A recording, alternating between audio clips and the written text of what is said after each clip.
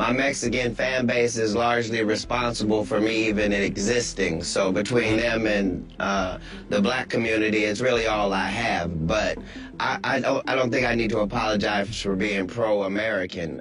There is one name in Hollywood that makes powerful people go quiet.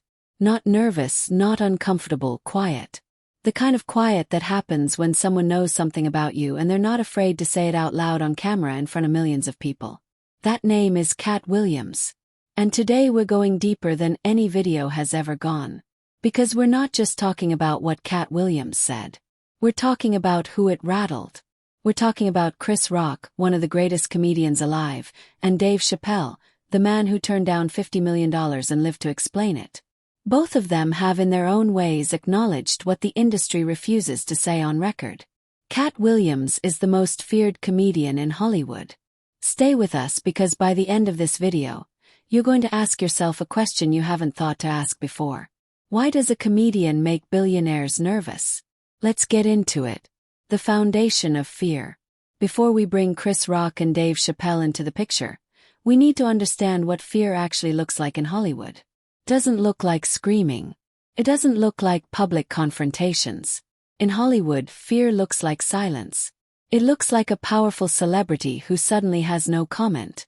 It looks like a publicist sending a carefully worded statement that says absolutely nothing.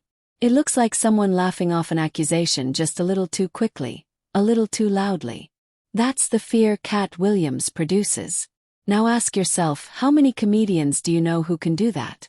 How many stand-up comics have made Oprah Winfrey, Tyler Perry, Kevin Hart, Steve Harvey, and Cedric the Entertainer all respond or deliberately not respond to something they said? The answer is just one. Katt Williams didn't build his reputation overnight.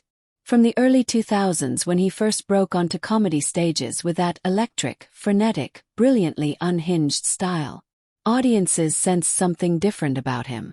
Yes, he was funny, outrageously funny, but beneath the laughter there was something sharper, something that didn't feel entirely like performance.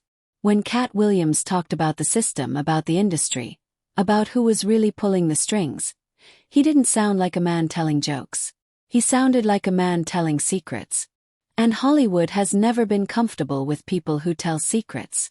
Let that be true to you. Don't let them change what your idea of true is. He critiqued the community from within. He held up a mirror. He took the risk. And so when Chris Rock speaks, even obliquely about Katt Williams, it carries weight.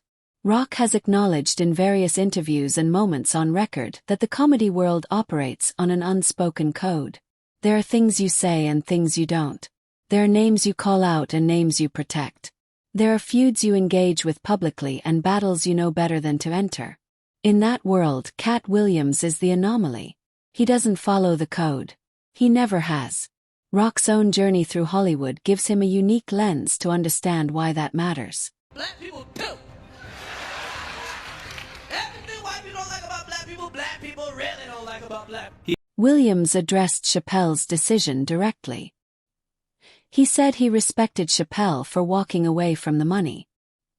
He explained that the pressures of the entertainment industry could break the strongest minds, and that refusing to compromise was an act of genuine courage. But Williams also pushed further. He hinted that Chappelle's departure may not have been entirely voluntary, that industry power players could have influenced the decision. Now pause here because this is important. Williams wasn't attacking Chappelle. He was raising a question that nobody in mainstream entertainment was willing to ask. We good now? Because the people want to know, why did he get blackballed? 30 years I've done nothing but collect. A flashy, quick-witted character who became one of the most memorable parts of the film.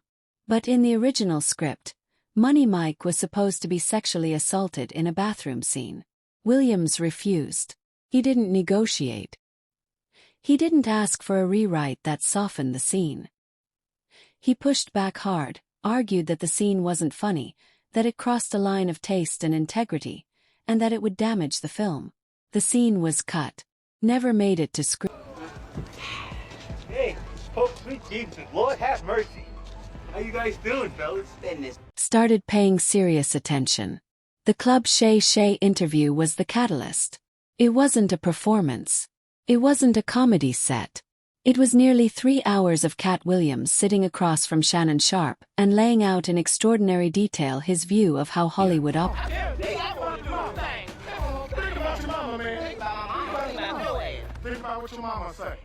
The media coverage that followed told its own story. Instead of focusing primarily on the loss of Reggie Carroll's life, the coverage quickly pivoted to controversy, to questions about the world surrounding Williams. Some people say that the Katt Williams interview with Willie D. Not because he's violent, not because he's reckless, not because he's unstable despite what they tried to make you believe. He's feared because he knows things and he says them. He's feared because the usual tools don't work on him. Katt Williams in the car, but debating about what bands are and are not nu metal. If this video gave you something to think about, drop it in the comments. Which part hit hardest? And more importantly, who else do you think is out there right now knowing things they haven't said yet? We'll be watching. Subscribe for more deep dives into the stories Hollywood doesn't want told. Hit the notification bell because the next one is going to be even bigger.